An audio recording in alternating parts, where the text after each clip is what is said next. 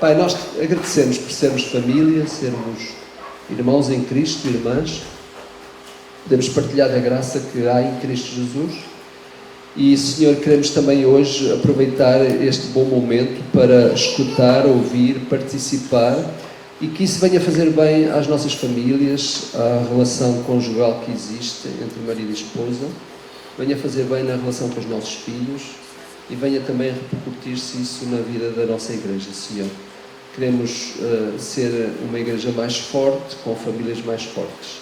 E que Tu abençoes este dia, apesar do calor, que nós nos sintamos por dentro animados e felizes em podermos estar juntos e sabermos que a forma de gastar este dia foi a melhor forma que nós podíamos ter escolhido. Por isso, Senhor, abençoa o pastor Tiago, Ana Ruth, que eles sejam bênção entre nós, como tem acontecido já, em nome de Jesus. Amém. Amém. Amém. Então vou dar um apoio para Então podemos começar, o pastor Teo sugeriu e bem que pudéssemos só apresentar-nos todos. Eu sei que os irmãos estão em casa e portanto conhecem-se bem. Eu é que sou o forasteiro, que foi aqui acolhido. Mas pudéssemos só dizer o nosso nome e a nossa idade. E a cidade onde nascemos. Porque eu sei que vai ser divertido se nós dissermos a cidade onde nascemos. Portanto, eu começo. Eu sou o Tiago, tenho 47 anos e nasci em Lisboa. Eu sou o André, tenho 54 anos, nasci no Rio de Janeiro. Eu sou José, tenho 62 anos e venho da Itália, Gênova. Eu sou Edivaldo Loureiro, nasci na cidade de Abaetetuba, no estado do Pará, Brasil, e eu tenho 73 anos. Sou o Caleb, tenho 15 anos e nasci em Lisboa. Eu sou o Abel, tenho 16 anos e nasci em Santiago de Compostela. Sou Joaquim, tenho 17 e nasci em Lisboa. Sou o Luciano, tenho 56 anos, nasci na Reșița, Roménia. Só para falar já é difícil. Quanto mais para nascer. Eu sou o Rodrigo, tenho 38 anos e nasci em São Gonçalo, no Rio de Janeiro. Sou Marcelo, tenho 39 anos, nasci em Brasília. Sou Daniel, tenho 35 anos, nasci em Guimarães. Sou Ian, tenho 12 anos e nasci em Braga. Sou o Rômulo, tenho 16 anos e nasci em Brasília. Eu sou o Luís, também sou baixo. Eu sou o Luís, tenho 13 anos e nasci em Recife, no Brasil. Sou o João Mário, tenho 14 anos, nasci em Brasília. Sou o Marcel, tenho 36 anos, nasci em Bocaiúva, Minas Gerais. Eu sou o José, tenho 62 anos e nasci no Rio de Janeiro. Sou Giovanni, tenho 46 anos e nasci em Bogotá, Colômbia. Guilherme, 37 anos, São Paulo. Ricardo, 68 anos, Rio de Janeiro. Pablo, 49 anos, nasci em Ribeira, na Galicia. Bruno, 25 anos, em Lagoa Santa, Minas Gerais. José Aldemir, 57 anos, nascido em Tupanatinga, estado de Pernambuco, Brasil. Rui, 42 anos, nasci na Vila da Ribeira Grande, em Cabo Verde. Vitor, 33 anos, São Paulo. Rafael, 38 anos, România. Brincadeira, São Paulo. São Paulo. São Paulo. O problema é falar. România. Eu sou Vanderlei, tenho 52 anos, nasci em Assis, Brasil. Weber, 48 anos, nascido em Salvador, na Bahia, Brasil. Meu irmão, idade e cidade onde nasceste? Idade 41, nome Antônio Carlos. Nasci em Imbu, São Paulo, Brasil. Uau! Bem, eu já tinha uma ideia, sem dúvida nenhuma. O Brasil está a ganhar. Sempre. E é interessante, eu diria que a percentagem de cariocas aqui é mais elevada. Eu celebro sempre que chega um carioca lá na Lapa, porque não são assim tantos. Mas aqui pelo menos 3 ou 4. 3, né? Uau! Mas você não acha que eu sou carioca? São Gonçalo é do outro lado. Fluminense. Lá na Lapa, quando chega alguém carioca, há sempre um grande impacto. Não sei porquê, os irmãos do Brasil depois mas deixem-me dizer, mas Itália, Roménia, Colômbia, Cabo Verde, Galiza. Uau, uau! Esta igreja é realmente uma igreja internacional. E também há uns quantos, poucos, que nasceram no Minho aqui.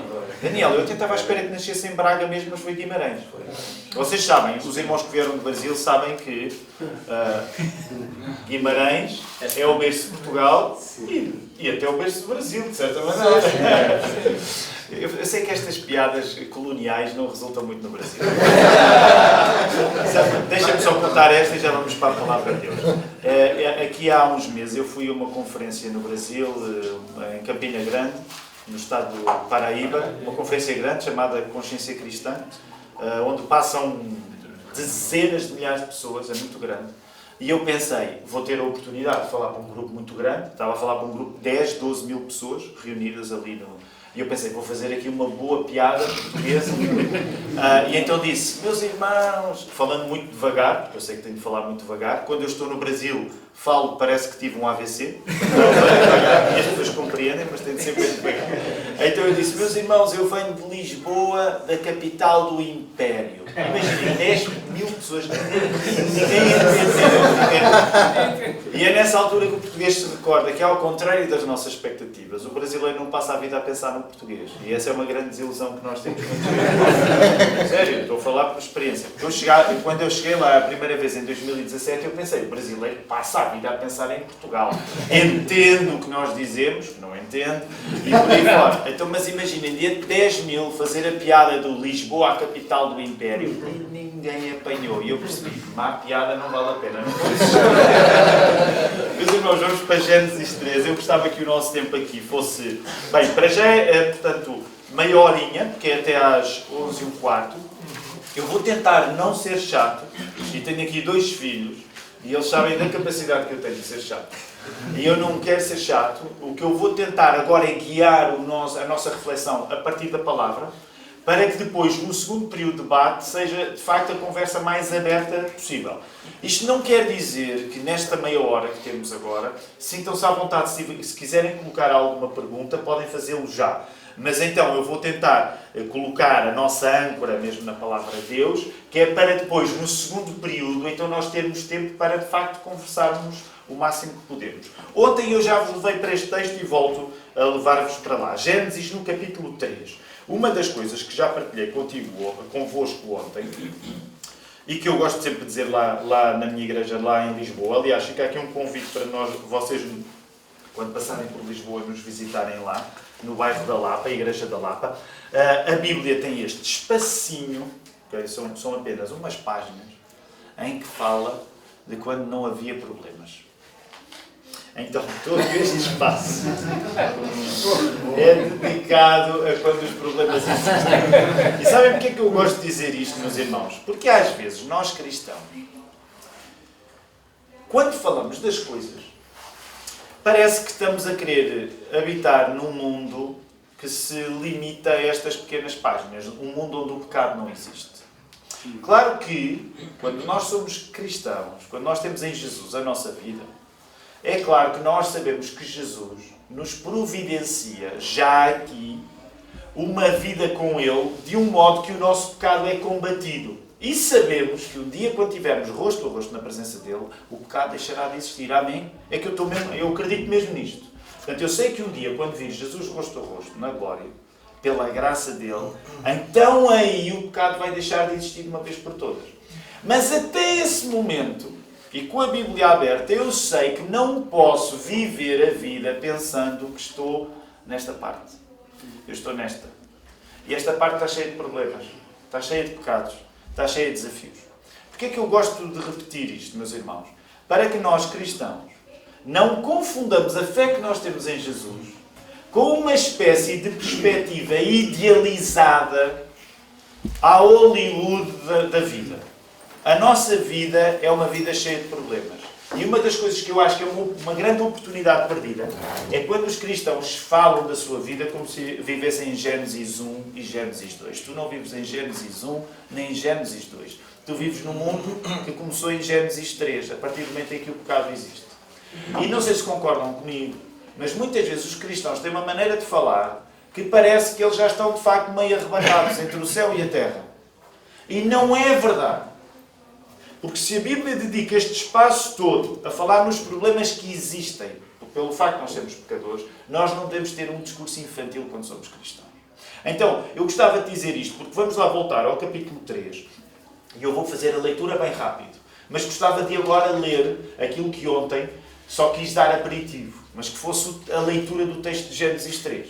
Para a partir daí nós estarmos a olhar para dentro, para a família, e começarmos a pensar diferenças que são importantes nós assumirmos como homens, enquanto, partindo do princípio, também há muitos daqui já são casados, outros ainda são solteiros, mas compreender essas diferenças e o que é que o pecado fez nelas. Então vamos lá, Gênesis 3 eu vou ler brevemente, sigam independentemente da tradução que tenham. Eu neste caso estou a ler a Almeida Revista e Corrigida, mas sigam nos vossos telemóveis, nas vossas Bíblias. Vamos ver o que é que acontece aqui.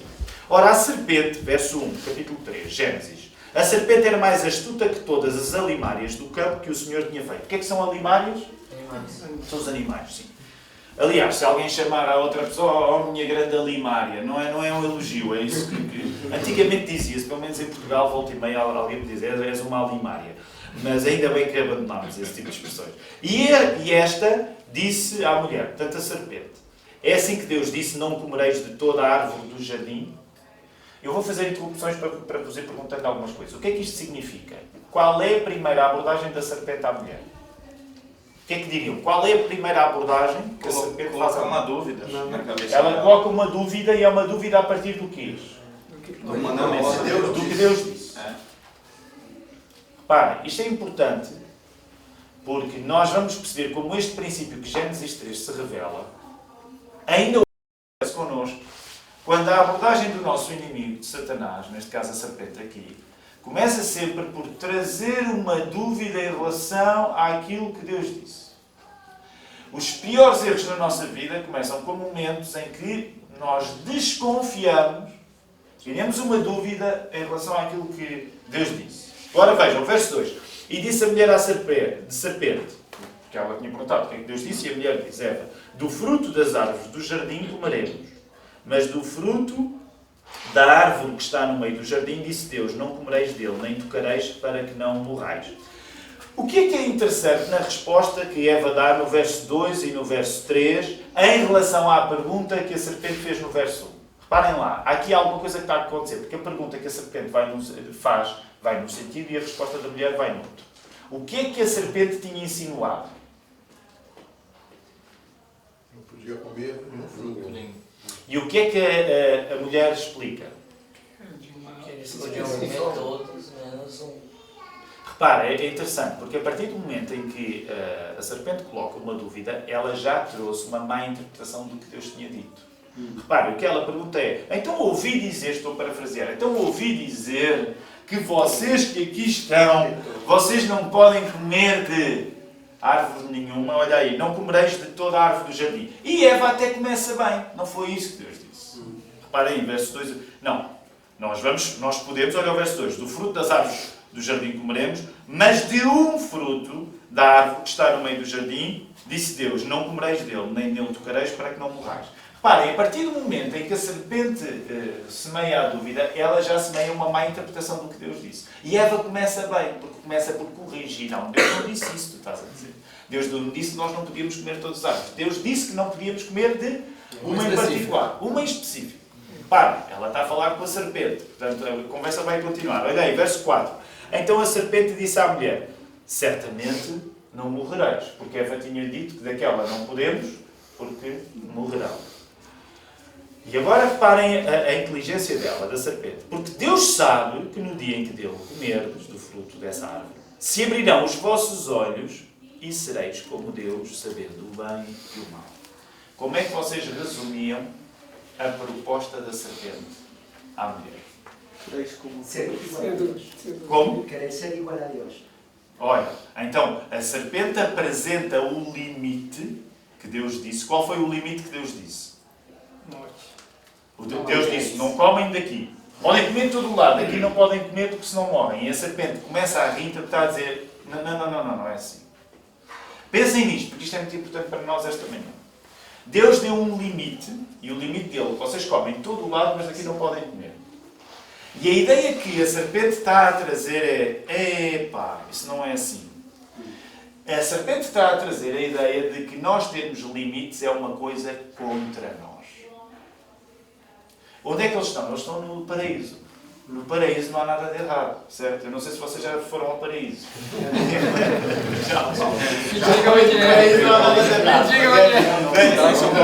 Eu no final dos estudos eu vou dar o Papa e o caminho para vocês lá chegarem. Mas pensem nisto.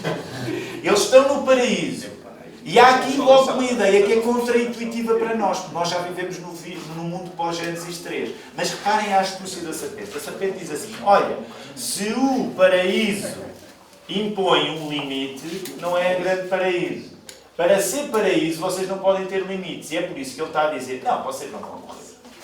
O que a serpente está a fazer, topem bem a astúcia da serpente. A serpente está a insinuar que ela sabe melhor do que Deus o que é bom para Adão e Eva. Não, vocês não vão morrer. A questão não é essa. Olhem, voltem a olhar o verso 5. Não, a questão é que Deus sabe que se vocês não se limitarem ao que Ele vos disse, vocês vão ficar iguais a Ele. Sabem uma coisa que é um pouco... que às vezes, para ser sincero convosco, que às vezes me aborrece um pouco? Nós achamos que o diabo, quando chega na nossa vida, nos faz propostas más. Isso é uma grande estupidez. Porque se o diabo nos fizesse propostas más, o que é que tinha acontecido? Fica fácil, não sei. Exatamente. Fica muito fácil. Mas sabem, quando eu vos disse assim, olha pessoal, isto é o mundo de Gênesis 1 e Gênesis 2, e isto é o mundo em que o pecado existe. Sabem que uma das coisas tristes na nossa imaturidade, porque nesse aspecto é uma imaturidade, nós achamos que o diabo, quando nos bate à porta, quando a tentação bate à porta, ela aparece com um rabinho de fora, com uma foice, ou com um tridente, e que o diabo aparece vermelhinho, de chifres, e que cheira a enxofre. E nós esquecemos que a primeira proposta que o diabo fez é uma proposta que é ótima. Porque o que o diabo estava a dizer é assim, Deus deu-vos um limite para o paraíso, mas para mim o paraíso que eu vos ofereço não tem limite nenhum. E não só não tem limite nenhum, como vocês ao comerem da árvore que Deus quer que vocês não comam, vocês vão ficar iguais a Deus. Já foi. Eva a partir deste momento já foi. Porque a proposta é irresistível. Nesse sentido, a proposta é irresistível. Parem, eu não estou a dizer que ela não podia ter resistido. Ela podia ter resistido. Mas a verdade é que a história que nos é contada a partir desse momento, olhem o verso seguinte. Vendo, portanto, Eva começa a ser guiada pelos olhos, vendo a mulher que aquela árvore era boa para se comer e agradável aos olhos, e árvore desejável para dar entendimento, tomou do seu fruto e comeu. E deu também a seu marido, e ele comeu com ela. Então foram abertos os olhos de ambos e conheceram que estavam nus e cozeram folhas de figueira e fizeram para si aventais. A partir do momento que eles fizeram o que a serpente lhes disse para fazer, eles já não veem o mundo da mesma maneira, porque aí sim o mundo acabou por ficar debaixo dos efeitos do mal que eles praticaram. Começou o mundo de Gênesis 3, o mundo em que o pecado tem consequências na nossa vida. Reparem, uma coisa que até então não era um problema, eles estarem nus. Não havia pecado na nudez. Lembrem-se disto. Não havia pecado na nudez. A partir deste momento passa a haver pecado na nudez, no sentido em que eles sentem uma vergonha e vão cobrir-se. E é por isso que logo naquilo que vai acontecer a seguir, e ontem já lemos alguns destes versos, mas agora estamos a ler com mais contexto, ouviram a voz do Senhor, verso 8, passeava no jardim pela viração do dia, escondeu-se Adão e a sua mulher da presença do Senhor Deus entre as árvores do jardim. Olhem lá a ironia já aqui a acontecer. Deus tinha-lhes dado liberdade para fazerem tudo, exceto comer da árvore do conhecimento do bem e do mal. A partir do momento em que eles infringiram esse limite, o limite que eles próprios se impõem agora é o limite deles estarem na presença de Deus. Já pensaram nisto? Durante o tempo em que o limite era não comer da árvore, eles estavam na presença de Deus sem problema. A partir do momento em que eles comeram da árvore, eles limitam-se a eles próprios da presença de Deus. Deixa-me dizer uma coisa que o pecado faz na tua vida. Ele limita-te da presença de Deus.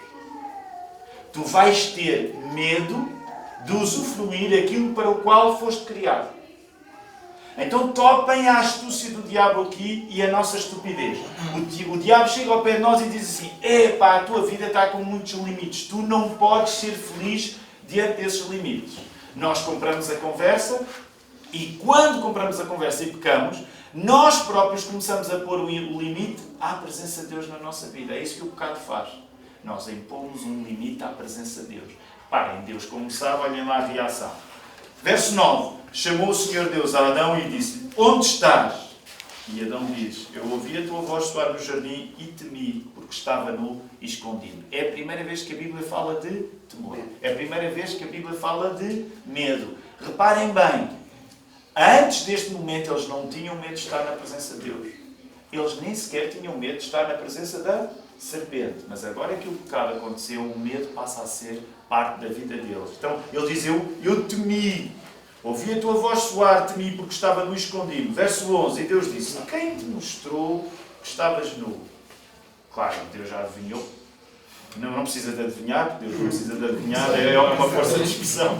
Comeste tu da árvore de que te ordenei que não comesses, e agora entramos naquilo que ontem falámos apenas como en passant, agora temos tempo, não é? Olha aí, então disse o Senhor, então disse Adão. Começou agora a oportunidade em que, em vez de assumir a responsabilidade, cada um vai dar a sua desculpa. Adão diz: a mulher que me deste de companheira, ela me deu da árvore e comi. Resultado do pecado: eu não assumo responsabilidade. Eu não assumo responsabilidade. Eu vou dar muito contexto. E vou dar tanto contexto que, na prática, eu não tenho culpa. Foi a mulher que tu me deste. E reparem, a conversa vai continuar. Agora Deus vira-se para a mulher. E Deus disse o Senhor Deus à mulher: por que fizeste isso? E disse a mulher: a serpente. Ela me enganou e eu comi. Adão diz: a culpa é da mulher. A mulher diz: a culpa é da serpente. É interessante. Porque Deus é assim.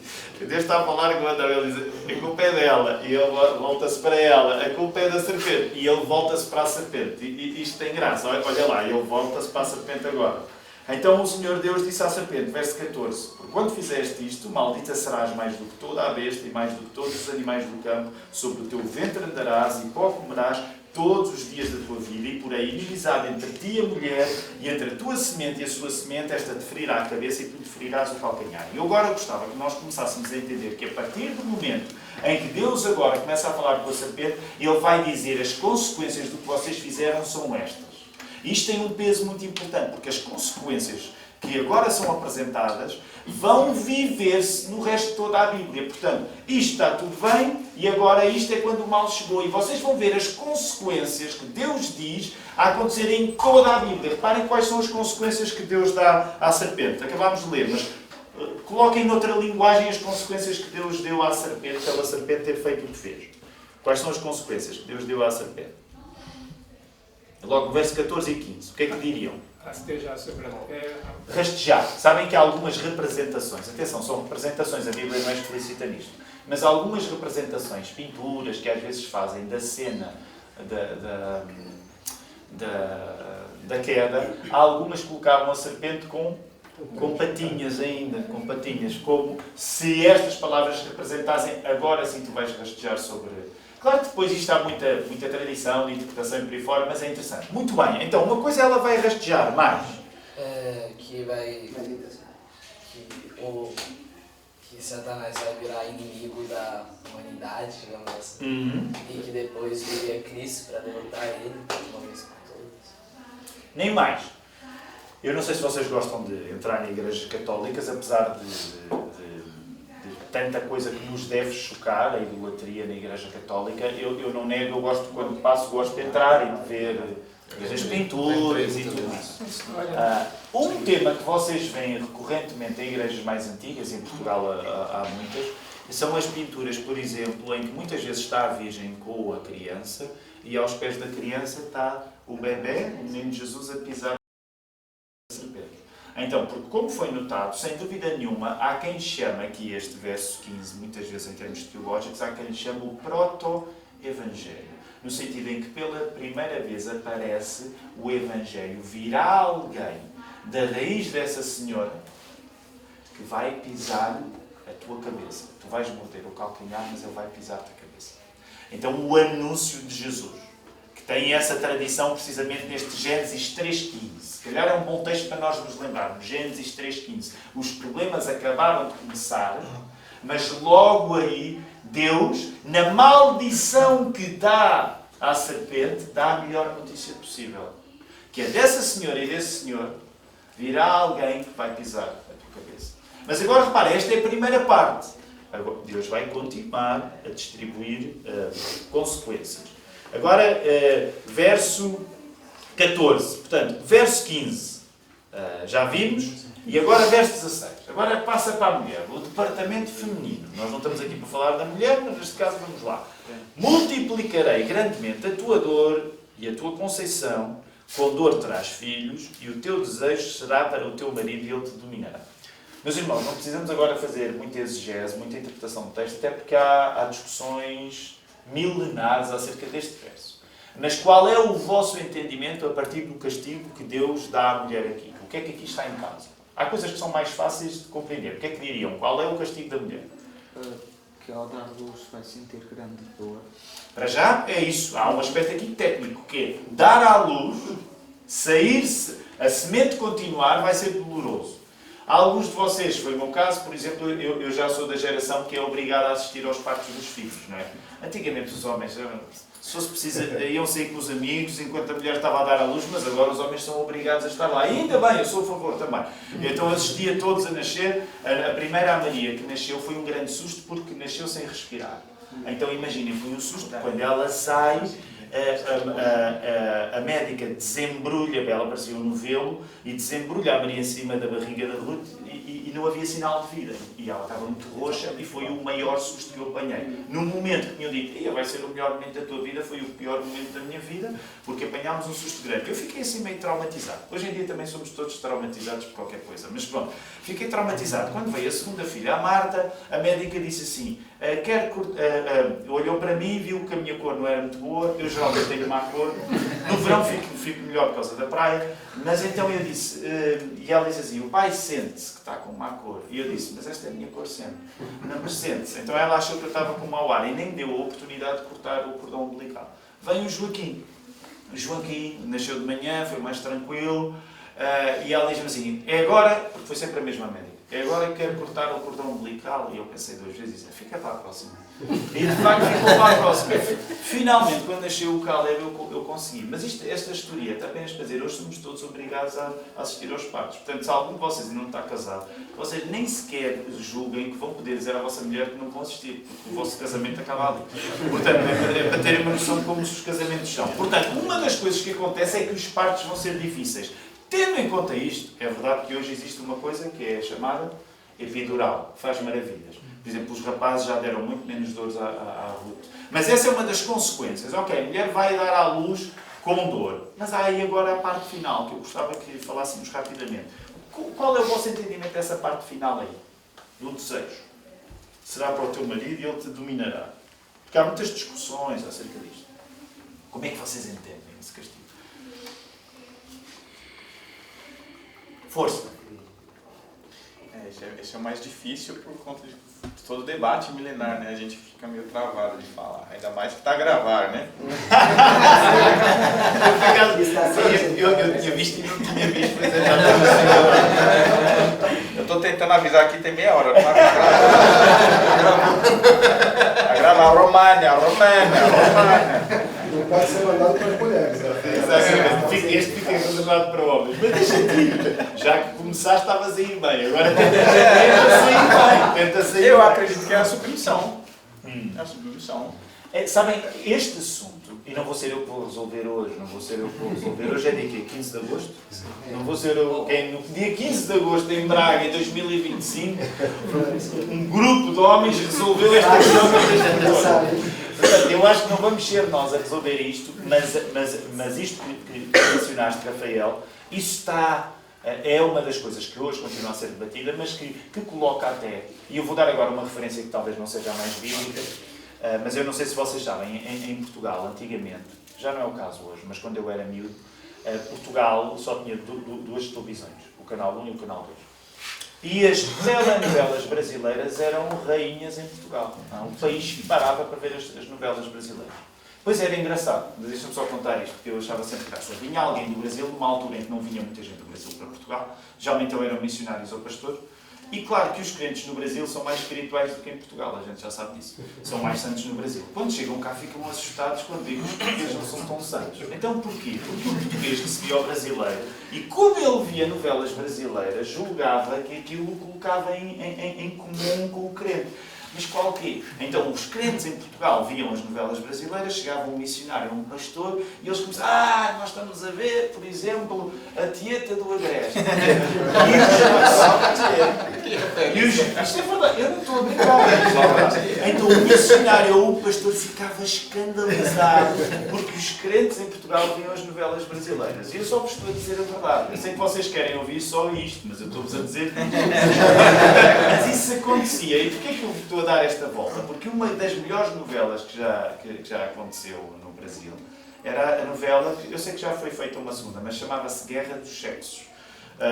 Eu sei, a coisa irónica é essa, é que nenhum de vocês, como vocês são muito crentes no Brasil, nenhum de vocês viu, mas eu vi. Então eu vi as novelas do vosso país que vocês não viram. Eu vi-as todas e sei-as todas e vocês não viram. Ninguém aqui viu a Guerra dos Sexos de 1983? Muito boa, muito boa. Eu não estou a dizer que é muito crente e que é evangélico, eu não estou a dizer isso. Mas uma das questões que está lá só no título, e na altura era com a Paulo Altran e com a Fernanda Montenegro. Eu tinha 12 anos, era família. Mário Gomes e muitos outros. Depois a gente pode falar acerca disso. Já temos assunto. Mas nessa novela a trama era muito simples. Havia uma empresa. Foi a minha mulher que viu. A minha mulher é complicada. Foi a mãe que me deste. Mas deixa só dizer, porque é que eu estou a falar de uma novela e a desviar aqui do assunto? Porque nessa novela o que estava em causa era uma empresa de roupa, que era a roupa Charlot, acho eu, e então o Paulo Altran obviamente queria provar que ele é que era um bom gestor, e depois era meio prima, que era a Fernanda Montenegro, então, e havia de facto uma guerra dos sexos, que dava título à novela. Porquê? Porque eram as mulheres a tentarem provar que eram tão competentes, isto em 1983, portanto isto já foi há algum tempo. Agora, porquê é que eu vos estou a falar nisso? Porque, de certa maneira, essa expressão de guerra dos sexos é, em grande parte, aquilo que também parece estar em causa nisto. O teu casamento, é como se Deus estivesse a dizer assim, o teu casamento não vai ser fácil, porque tu vais ter desejo de alguma coisa que, em grande parte, não vai ser correspondido inteiramente pelo teu marido. Agora, e já me estou a livrar aqui, tirarmos algumas consequências, algumas interpretações, até para, depois, na parte em que nós conversarmos, podemos falar mais acerca disto. Mas reparem, há aqui de facto uma questão complicada que depois nós vamos pegar acerca dos papéis dos homens e das mulheres, e que vamos deixar para a altura das questões. Reparem, agora, 17. Vamos ver o que é que fica para Adão. Ainda por cima, Adão é o último da lista. Geralmente é mau sinal. Se és o último da lista, é mau sinal. Olhem lá, verso 17. E Adão disse: porquanto deste ouvidos à voz da tua mulher, e comeste da árvore de que te ordenei, dizendo, não comerás dela, maldita é a terra por causa de ti. Com dor comerás dela todos os dias da tua vida. Espinhos e cardos também te produzirá, e comerás a erva do campo. No suor do teu rosto comerás o teu pão, até que te tornes à terra, porque dela foste tomado. Porquanto és pó, e em pó te tornarás. Quais são as consequências para Adão? O turno rotativo. Um deles. Mais. Agora os maus vão morrer. Reparem, uma das coisas que aconteceu é que a morte não aconteceu no momento em que eles comem do fruto, mas a morte acaba por acontecer. A morte nasceu. Olha lá, eu sei que é paradoxal. A morte acabou de nascer. E ele vai ter que morrer. Assim como nós teremos de morrer, a menos que Jesus volte antes. Portanto, a mortalidade, a morte, o fim, passa a caracterizar as pessoas. Mais alguma coisa que vocês vejam ainda que seja interessante notar? E o paraíso deixou de ser espinhos, cardos, suores e etc. para poder comer o pão. Exatamente. Não vai haver, como o povo costuma dizer, não há almoços grátis. Já não há almoços grátis. Nós não temos muita informação. Nós não temos informação como é que eram os almoços e os jantares no paraíso. Mas agora tu vais ter sempre de pagar pelo que comes. Qualquer coisa boa na vida. Reparem, só isto, depois nós vamos conversar acerca do assunto. Mas só aqui o assunto dá pano para mangas. Que é tão simplesmente isto. Tudo o que é bom na vida tem um preço. Tudo o que é bom na vida tem um preço.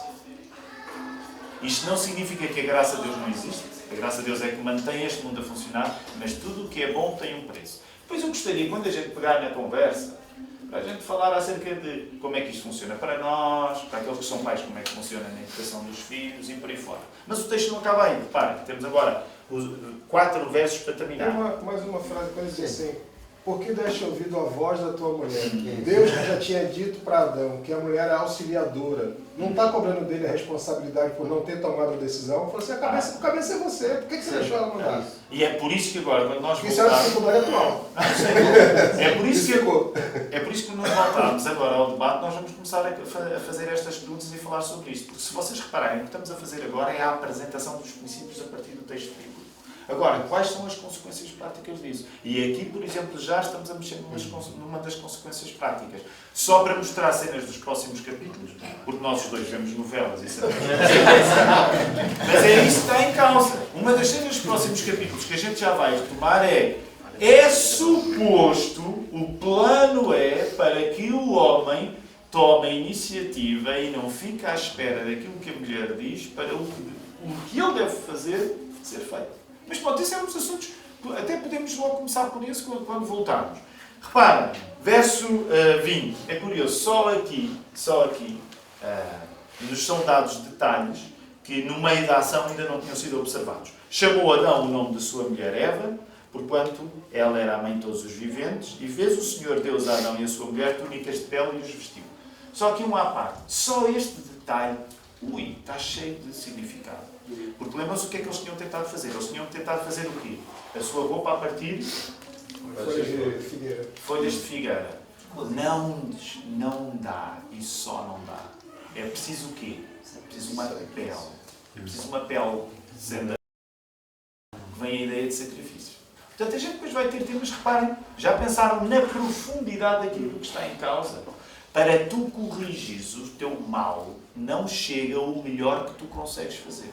Só aqui há uma negação da ideia da salvação pelas obras. Adão, tu tentaste vestir-te à altura dos acontecimentos, mas tu não consegues tratar das consequências do mal que fizeste. Tem de ser eu, Deus, a tratar. É por isso que é Deus que dá a roupa. Reparem, isto tem consequências muito importantes para nós quando somos cristãos. Porque nós temos de saber encarar que o mal que nós fazemos, nós próprios, sozinhos, não vamos conseguir tratar Deus. Precisamos sempre de Deus. E logo aqui já está o facto. Tem de ser aquilo que Deus faz por nós, a preparar Adão e Eva para um mundo onde o pecado existe. Não basta ser aquilo que tu fazes. E com isto não estou a encorajar ninguém a não fazer nada quando cometeu um erro. Mas tem de ser Deus a agir. Para terminar, então disse o Senhor Deus: eis que o homem é como um de nós, sabendo o bem e o mal. Ora, pois, para que não estenda a sua mão e tome também da árvore da vida e coma e vive eternamente. E só aqui, reparem, temos de terminar, já estamos na hora, mas há uma ideia interessante aqui.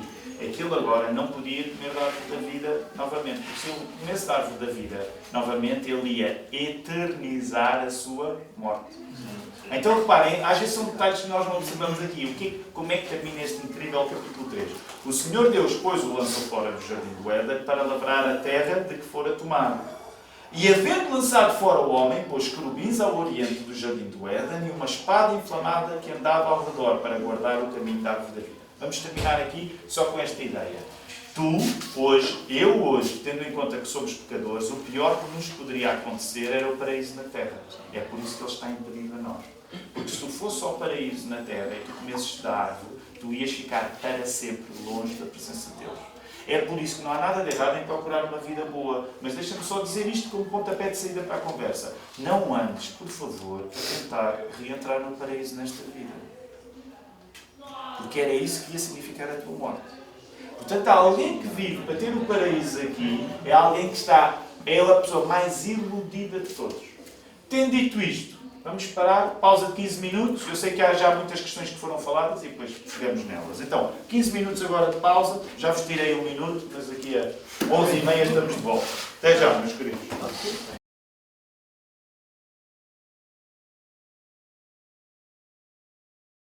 O Elon Musk, por exemplo, é um libertário, não tem nada a ver com conservador. Não tem nada a ver. A gente precisa ficar atento a isso. Tem que ficar atento. Não é conservador, que ele é um perigo. O libertário é uma cultura muito mais próxima do satanismo do que a esquerda. Faz o que tu quiser, faz o que tu queres, pois é tudo da lei. Quem falou isso foi a lei Crowley. É a lei de Crowley. Então o satanismo, a lei satânica, ela impera no nosso mundo. E o pai precisa ficar atento a isso. Sei que é difícil, né? Só Jesus. Se não agarrar com Jesus e o nosso norte é temos um novo. Mais um representante do Minho na sala. Meus irmãos, eu não cheguei tarde. O pastor é que disse para eu que não precisava de chegar logo. Eu ia chegar à hora e dizer assim, não dá mais um tempo. Não, mais um tempo. Por isso eu estava aqui às 11h30. Mas vamos dar, aliás, podemos ir começando, certo? O pessoal vai chegando. Há uns que se calhar já se perderam, já não encontram. Mas a ideia seria agora termos o espaço para colocar até alguns dos assuntos, algumas das coisas que fomos falando. E de facto, a ideia talvez até ainda mais rica do que debate, porque o debate dá sempre muita ideia de que vai haver divergência. E não há problema haver divergência. Mas será mais a ideia de ter aqui um diálogo. Então, por isso, eu gostaria que nós pudéssemos voltar ao texto, mas para começar a fazer estas perguntas, agora em termos práticos, diferenças e por aí fora. Quem é que quer começar com uma pergunta? Quem quer dar o pontapé de cima? Pergunta ou provocação, pastor? Se for uma provocação assim boa, o problema é que a gente nunca sabe antes de ouvir. Eu queria 2 provocações sobre o texto. O texto é muito rico e sobre outras coisas que eu não havia pensado antes. 2 destaques. O primeiro destaque é dar à luz não é um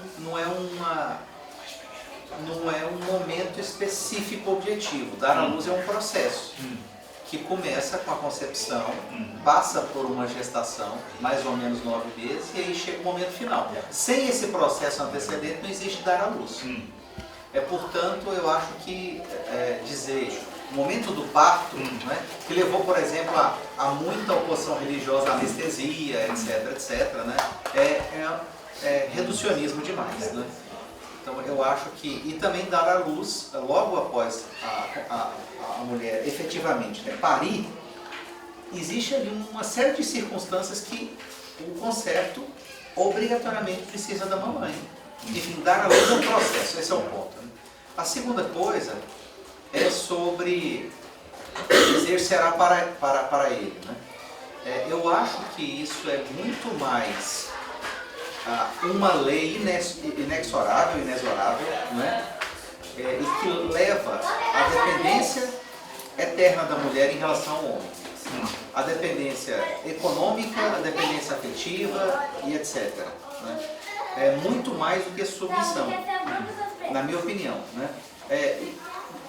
Submissão, eu acho que é algo sempre mais ou menos voluntário. Por isso eu não concordo com a palavra submissão. A mulher pode engolir e se submeter, porque ela entende que as consequências da submissão são muito piores do que a não submissão. Mas é sempre algo voluntário. E você pode se insurgir contra a submissão. E você quebra uma lei. Mas não é isso que a palavra traz. E aí há evidências empíricas. Estava conversando com o Rui agora num evento lá do Jordan B. Peterson, em que ele conversa com a jornalista feminista e papapá, né? E não, a mulher venceu. Vou dizer de outra maneira, assim, baseado em muitas pesquisas, do ponto de vista acadêmico, do ponto de vista de prosperidade, do ponto de vista de melhores profissões, de posições de destaque, etc. A mulher já venceu o homem já tem quase 20 anos. No mundo inteiro as mulheres performam muito melhor do que o homem. Em tudo, meu irmão, você pensar. Exceto construir prédios, essas coisas que exigem um braço ali, né? Forte.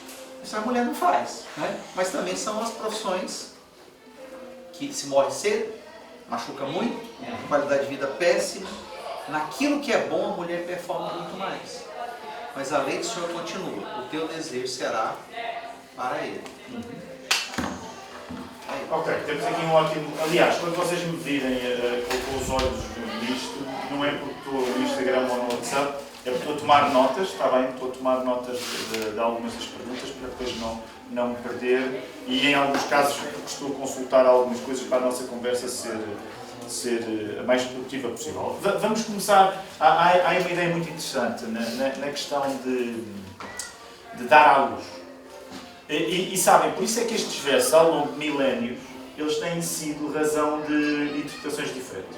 Quando eu vos dizia a brincar, mas é sério, as coisas mais importantes às vezes dizem-se a brincar, quando há pouco eu dizia, não vai ser no dia 15 de agosto que nós aqui hoje vamos descobrir alguma coisa que em milénios não tenha sido pensada, está relacionado com isto, portanto, com a ideia de que vamos tentar respeitar uma tradição de reflexão, ao mesmo tempo que vamos compreender e atrás daqui há algumas ideias que a palavra nos está a dar, até porque nós acreditamos, quando nós somos cristãos evangélicos, nós acreditamos que isto faz diferença. A leitura do texto é a lanterna para nós não conseguirmos ver o mundo.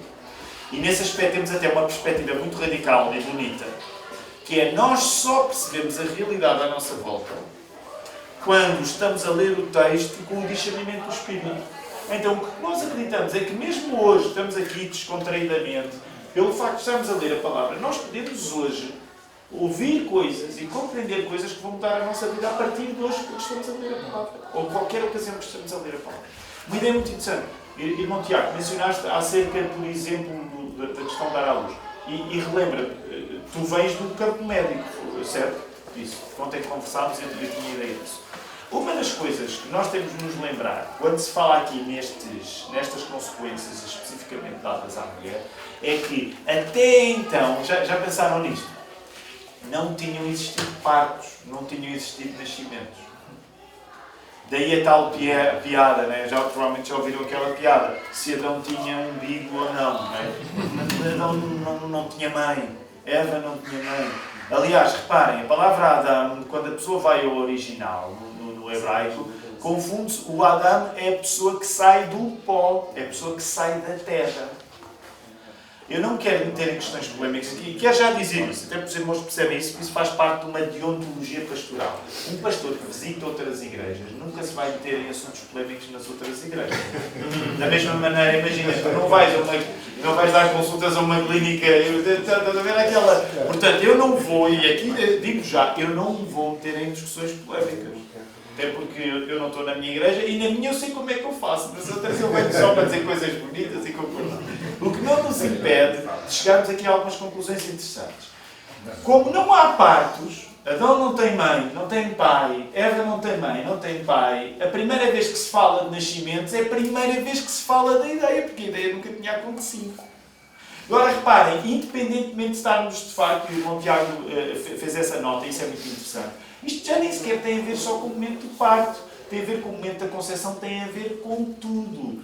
Porque a partir de Gênesis 3, nós sabemos que as pessoas vão precisar de nascer, vão precisar de ser feitas e nascer de uma maneira que até então era nova, porque os outros tinham sido criados diretamente por Deus. Mas tinham vindo do pó. Ao pó voltarás e quando trabalhares a terra vais suar. Portanto, há aqui muitas vezes, é que este texto é riquíssimo. Porque se começássemos a ver cada detalhe está carregado de sentido. Por exemplo, porquê é que os... E eu não quero meter em questões polémicas, mas deixa-me só fazer isto. Eu não vou meter nessa discussão, os irmãos não entrem nela, só vou mencionar. Porquê é que os judeus e os cristãos enterram os corpos? Precisamente porque nós somos criaturas vindas da terra. Portanto, nós restituímos ao pó, porque Adão é isso que quer dizer, tirar do pó, ao pó voltarás. Agora, eu não vou discutir cremação, ok? Mas é só para dizer que há um sentido em todas as coisas. Quando o castigo é dado à mulher, de facto, fala-se, e a nossa tendência é pensar no parto, mas não é só o parto, como o irmão Tiago disse com razão. É tudo aquilo que está relacionado com a concepção e o nascimento de pessoas, que agora já não têm as características do paraíso. Porque no paraíso, fazer pessoas não tinha esforço nenhum. Foi Deus que as fez a partir da terra. É verdade que a criação de Eva tem características diferentes. Como é que Eva é feita? Aí, de facto, meu irmão, tu és médico, sabes, há uma anestesia geral. Primeira anestesia geral na história, não é? Porquê? E há aqui uma lição espiritual daí. Porquê? Porque quando Deus precisa de fazer grandes coisas na nossa vida, Ele mete-nos a dormir. Porque nós, acordados, íamos atrapalhar. Imagina, meu irmão, que tu vais operar alguém, uma operação complicada, e a pessoa está acordada. Tu precisas de a pôr a dormir. Quando Deus quer fazer coisas na nossa vida, nós precisamos de uma anestesia geral para não atrapalharmos. E Ele faz a melhor coisa da vida de Adão, que é Eva. E, portanto, o aparecimento de Eva já está relacionado com a ideia do lado. Vocês já terão ouvido muito em casamentos, quando os pastores dizem, repara, que ela não vem nem de cima nem de baixo, mas veio do lado para estar ao teu lado. A ideia da ajudadora, por exemplo, a ideia da ajudadora, por exemplo, que nós não passámos porque está no capítulo 2. Está cheia de significados. Não é uma ideia de subserviência, que é, indo agora passando para a segunda questão. A questão da autoridade, submissão e por aí fora. Um dos problemas é que hoje, em grande parte, as pessoas ouvem falar submissão e pensam em subserviência. Deixem-me só, aqui eu gostava só de fazer uma nota, resgatar um pouco a palavra de submissão. Porque, por exemplo, se nós formos para Efésios 4, quando se fala na ideia, que é um texto, vocês não precisam de, desculpa, Efésios 5, quando se fala nos papéis do homem e da mulher, em grande parte nós costumamos resumir o papel do homem como aquele que se sacrifica, porque é pedido ao homem que ele esteja pronto a fazer o mesmo que Jesus fez pela Igreja. O que é que Jesus fez pela Igreja? Morreu. Meu irmão, por isso é que quando a gente vai pensar nestas coisas, a gente diz assim, submissão, os homens até tinham vontade de ser eles a submeterem-se, né? No sentido em que aquilo que Deus pede a nós, meu irmão, deixa-me dizer isto, o teu papel como marido, para aqueles que são casados, o teu papel como marido é que tu tens de estar pronto para morrer. É isso. Tens de estar pronto para morrer. A mulher não tem de estar pronta para morrer. A mulher tem de estar pronta, usando a palavra submissão, e eu aqui quero resgatar uma coisa que uma vez ouvi um pastor dizer, e atenção, aqui a palavra submissão vai depender muitas vezes da língua em que está a ser usada. No caso do português ela tem uma vantagem, porque a palavra submissão já explica o que quer dizer, e a explicação é muito boa. A ideia de submeter não é eu submeto-me a alguém. A ideia de submeter é eu submeto, na palavra submissão, eu submeto-me a uma missão. Eu estou debaixo da missão. Para, isto foi muito libertador, porque na minha história, agora falo um pouco no meu exemplo, com a Ruth, eu casei com uma mulher, estão aqui os 2 filhos dela, eu casei com uma mulher, eu não sei como é que é a vossa mulher, mas a minha tem personalidade. Entendi. Deixa-me dizer, eu não casei com uma mulher em que eu falo e ela fica a olhar para mim e dizer, és tão sábio, meu marido. Haverá mulheres assim e eu não sou nada contra. Foi essa que eu encontrei. O que é que eu quero dizer com isto? O nosso próprio processo. No início dos nossos primeiros 5 anos de vida, sobretudo até 2007, que é de facto um ano especial, como vos contei ontem, porque é quando começa o início da Igreja, e eu próprio senti, na altura, guiado pelo pastor Theo, que ao ter uma responsabilidade, que naquele caso, apesar de não ser ainda formalmente pastoral, mas era na prática pastoral porque eu tinha de estar a cuidar de um novo rebanho, que estava a nascer no contexto de São Domingos de Benfica. Tinha o meu tio ao meu lado, que em último caso, se eu fizesse uma borrada muito grande, ele, coitado, ele aqui ia pagar, a verdade é essa, e eu bem sei as saudades que tive quando nos tornámos autónomos, porque eu já não tinha o meu tio ao meu lado em que eu podia confiar, e assim, olha, ele é o responsável último, mas esses anos em que a missão começa, uma das coisas que teve de acontecer na nossa casa, como a missão aumentou, eu e a minha mulher tivemos de fazer um processo de reentendimento do nosso funcionamento em família. Agora é que íamos estar numa posição de diretamente formar outros e ensinar outros. Foi só aí por volta de 2007 que eu e a Ruth tivemos de ajustar algumas coisas mesmo em relação ao papel, aquilo que hoje muitas vezes se chama complementarismo. O papel dela, o meu papel. E ainda hoje somos um casal bastante imperfeito no que diz respeito a isso. Mas, de facto, foi essa altura em que, por exemplo, nessa caminhada que eu fiz com a minha mulher, para ela foi muito libertadora a palavra submissão, quando ela entendeu assim, eu não tenho de concordar sempre com o meu marido, mas eu tenho de estar debaixo da missão que é do meu marido. E então isso libertou no entendimento dela muita coisa. Porquê? Porque em grande parte, sendo nós filhos de uma geração que tinha feito, e agora estou a pensar sobretudo também no contexto europeu, tinha feito uma grande revolução sexual. E para vocês terem ideia, a minha mãe, por exemplo, tem mais formação académica que o meu pai. O meu pai não é menos inteligente por causa disso. Mas, por exemplo, eu cresci num lar, a minha mãe é professora.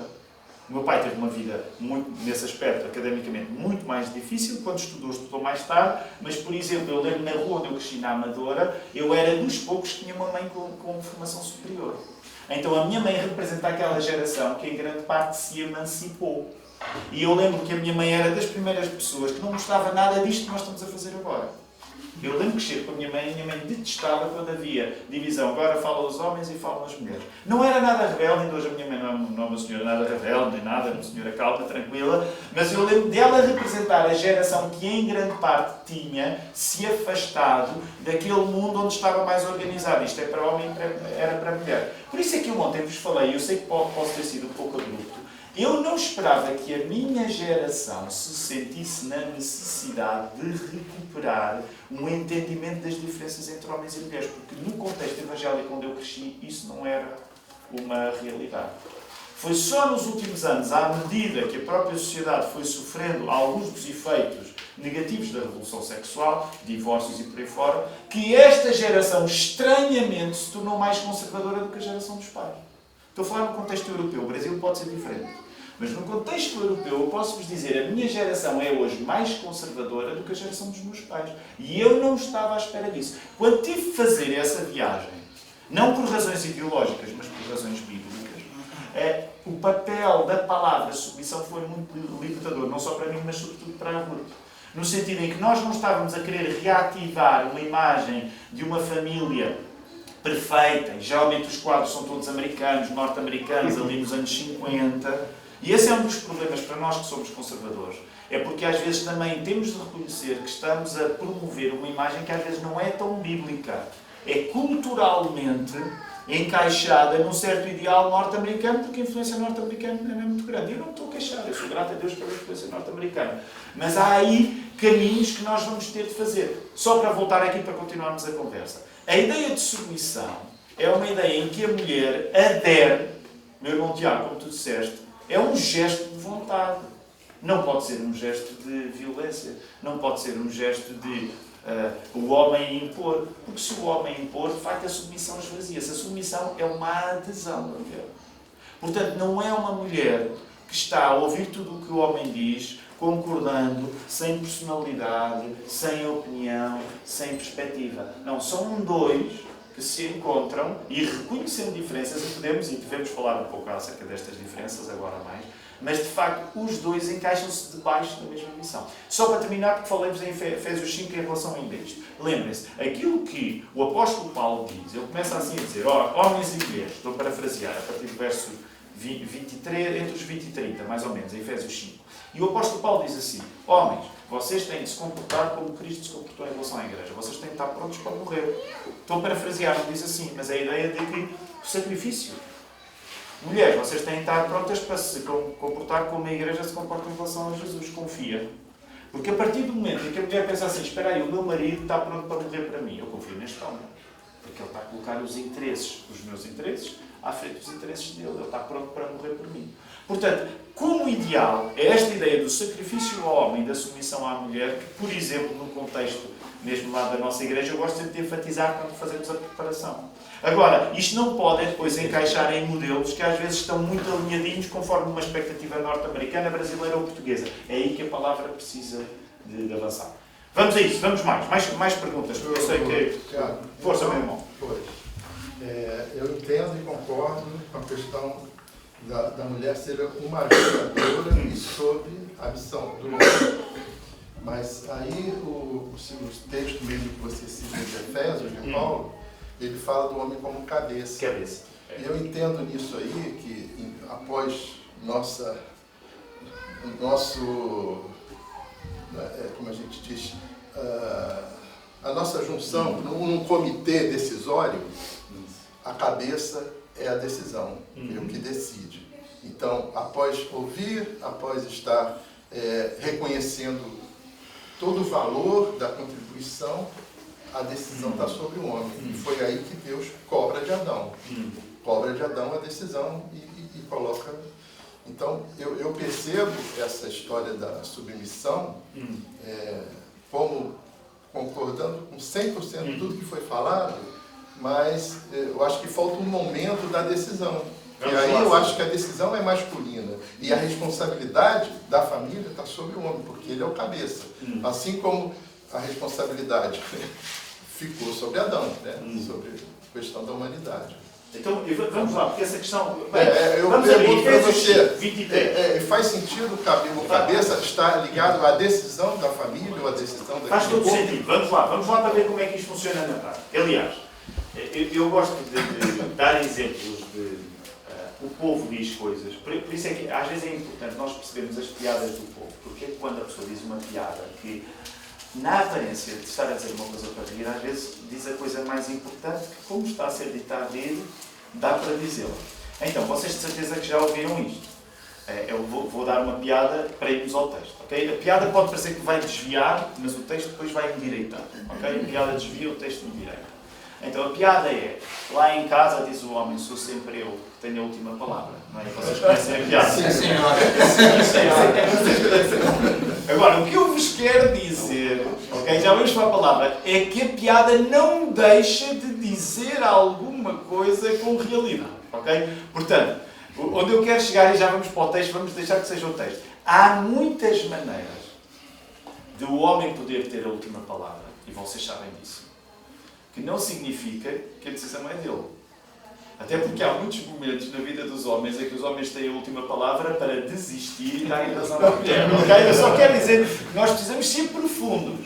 Porque há muitas maneiras de os homens poderem ser a fonte oficial dos pronunciamentos, mas as pessoas que conhecem o casal saberem bem quem é que está a levar a água ao moinho. Muitas vezes. Meu irmão, saímos muito fundo. Se todos concordamos nisso, então não vamos discordar. A opinião é dele. Mas vamos lá, porque este texto é fundamental. Nem sempre quem decide é quem assina no final. Exatamente. Vamos lá. Este texto é fundamental. Efésios 5, a partir do verso 22, diz: vós, mulheres, sujeitai-vos aos vossos maridos como ao Senhor. E agora, como foi mencionado, é muito importante. Porque o marido é a cabeça da mulher, como também Cristo é a cabeça da Igreja, sendo Ele próprio o Salvador do corpo. De sorte que, assim como a Igreja está sujeita a Cristo, assim também as mulheres sejam em tudo sujeitas aos maridos. E esta é a fase para as mulheres. A palavra no grego é o que fala, e há muita discussão, porque hoje há muita discussão acerca das consequências que se vão tirar da palavra. Muitas vezes associada à palavra cabeça também pode ser associada à ideia de fonte, okay? No sentido de a origem. Porque lá está, dependendo do entendimento que nós vamos ter a palavra. Por exemplo, se nós ficarmos só com a ideia de cabeça, pode dar a ideia errada, ou melhor, não digo que é a ideia errada, incompleta, de quem pensa é o homem. Mas acontece que essa ideia não é necessariamente só racional. Se nós pensarmos como fonte, é diferente. Não é necessariamente por quem pensa o homem. Vamos ser sinceros. Aliás, eu quando dei o exemplo dos meus pais, o meu pai é um homem racional. Mas, por exemplo, eu venho de um lar em que a minha mãe, vamos dizer assim, em termos até de curiosidade intelectual, é muito mais fascinada por assuntos que às vezes nós atribuímos aos homens do que o meu pai. O meu pai nunca foi um homem fraco. Nem nunca foi um homem sem inteligência. Mas, por exemplo, eu não sei, agora vai depender de cada família, para nós entendermos bem o que a Bíblia está a dizer, não poderia ser entender o texto de uma maneira, ok, em todos os casamentos, a pessoa mais inteligente é o homem. Porque vocês saberiam que isso era mentira, porque já viram muitos casamentos em que o homem não é muito inteligente. Portanto, o tipo de inteligência, o tipo de autoridade não pode circunscrever-se à ideia de, para pensar, havia um desenho animado, estava em Portugal há muitos anos, em que uma personagem dizia, para pensar estou cá eu. Não é esse tipo de entendimento da autoridade que se está a falar. E deixem-me dizer, não só na experiência de estar casado, como na experiência de um pastor que acolhe vários casais. Eu estou com vários casais. Ainda agora, há um casal que nos pedia ajuda. E estão a passar um momento crítico do casamento. E está ligado com uma questão que nunca vai mudar, menos nos novos céus e na nova terra, talvez possa haver mudanças. Mas, por exemplo, é um casal em que ela é muito mais inteligente do que ele. E traz problemas complicados. Porquê? Porque ela quer vê-lo a assumir um tipo de liderança que ele nunca vai conseguir assumir naturalmente. Meus irmãos, eu estou-vos a falar de histórias reais, ok? Novamente, por isso é que eu digo, eu não estou a falar aqui de Gênesis 1 ou 2. Isso é fácil. Estou a falar disto tudo. Então, neste caso, e é importante irmos ao texto, e foi muito bem lembrado, porquê? Porque, de facto, a ideia que está aqui com cabeça é a ideia também de fonte, a ideia da autoridade. Portanto, isso não significa que a Bíblia está a dizer, a partir deste texto, que tudo aquilo que um homem pensa está sempre mais bem pensado do que uma mulher. E que a mulher não participa, ou que não pode, até em alguns casos, às vezes até ser uma pessoa com um raciocínio muito mais claro e mais rápido do que o homem. Agora, o que é que está em causa? E é por isso que importa ler o final e depois irmos ainda em Gênesis 2, porque eu há aqui uma comparação que eu também quero fazer. Reparem no verso 25, Efésios 5. Vós, maridos, amai as vossas mulheres como também Cristo amou a igreja e assim mesmo se entregou por ela, para a santificar, purificando-a com uma lavagem da água pela palavra. Assim mesmo, igreja gloriosa, sem mácula, nem ruga, nem coisa semelhante, mas santa e irrepreensível. Assim devem os maridos amar as suas próprias mulheres como aos próprios corpos.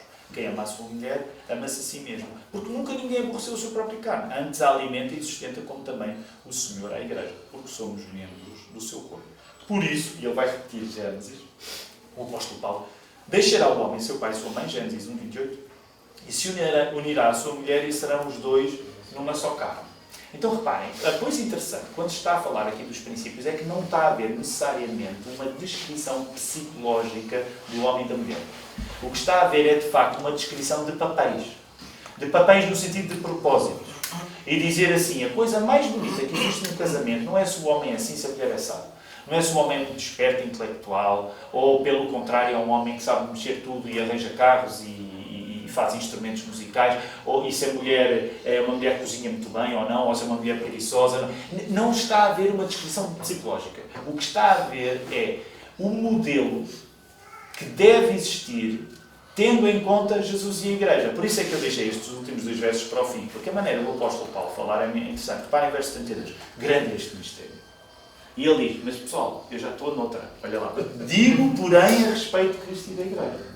Assim também vós, cada um em particular, ama a sua própria mulher, como a si mesmo a mulher reverencia o marido. O que é que isso quer dizer? Paulo, quando está a falar naquilo, de repente parece que já misturou os assuntos, porque os assuntos estão abençoadamente misturados. O que é importante, ainda a questão das decisões? A decisão no casal tem de ser um reflexo do relacionamento que existe entre Cristo e a Igreja. Que não pode ser uma afronta àquilo que Jesus viveu com os seus próprios discípulos. Ou seja, o homem tem que ter essa disposição, que como ele está pronto para se dar, ele é a pessoa da iniciativa. E eu quero sublinhar aqui a palavra iniciativa. Porque a maneira como cada um vai desempenhar a iniciativa às vezes não são iguais, mas tem de ser o homem da iniciativa. E já vou dar alguns assuntos práticos. E a mulher aceita. Essa aceitação, por um lado, tem um aspecto passivo, mas por outro não precisa de ser interpretada passivamente. E é aqui só que eu vos peço para fazermos um salto a outro texto, que é precisamente o texto em que ela aparece. Vamos lá a Gênesis 2, na parte onde ainda está tudo a correr bem. Vocês veem no início do 2, formação do jardim do Éden, Deus faz o jardim ótimo, manda Adão lavrá-lo, manda-o dar nomes aos animais. Reparem a coisa interessante aqui.